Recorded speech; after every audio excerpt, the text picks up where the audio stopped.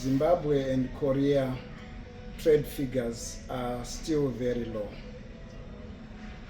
As an embassy and as a country, we would like to see more trade between Zimbabwe and Korea.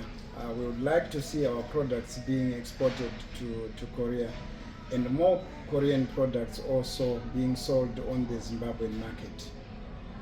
We note that the major problem why Korean companies have not invested heavily in Zimbabwe is that there's been insufficient information regarding trade and investment opportunities in Zimbabwe, which would attract foreign direct investment from Korea.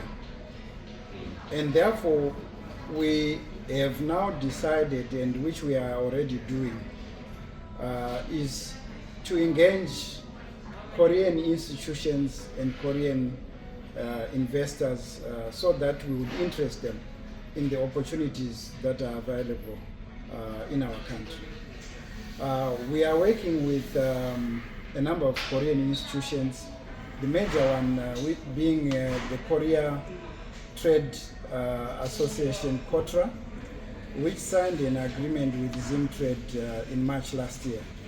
And through this agreement, we hope to bring more Korean businesses on outward business missions to Zimbabwe, and also vice versa from Zimbabwe to Korea. The other problem which we have noticed is that Korean financial institutions are not yet exposed to the Zimbabwean investment climate. And we will be talking to ZIDA to arrange a Korea-Zimbabwe business forum where ZIDA can then engage together with Zimtrade and other institutions, potential Korean investors.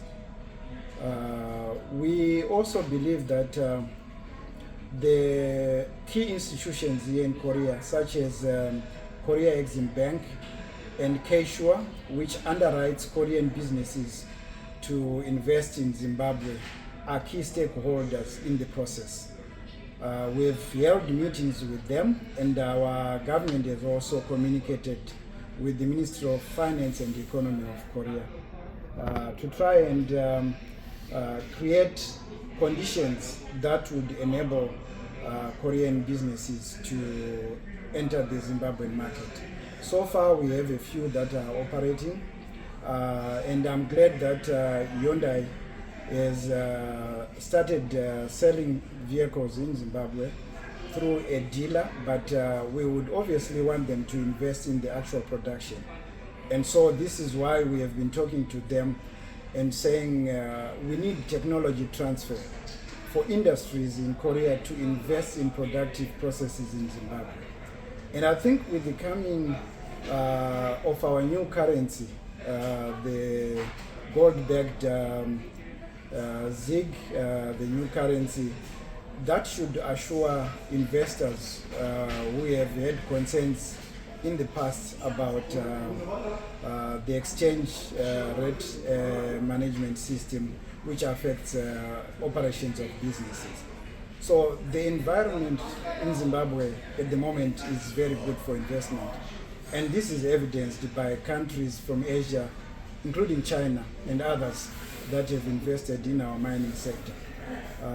So we are very optimistic that going forward, we can discuss more business ideas with the Koreans and get them to take a closer look and an interest in our country in various sectors of the economy.